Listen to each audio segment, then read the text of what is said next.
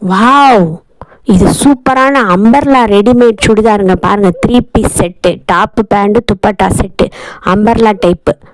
Wow, சூப்பராக இருக்குது பாருங்கள். கலர் காம்பினேஷன் பாருங்கள், சூப்பர் கலர் காம்பினேஷன், அருமையான கலர், யூனிக்கு கலர், டிஃப்ரெண்ட்டான கலர்.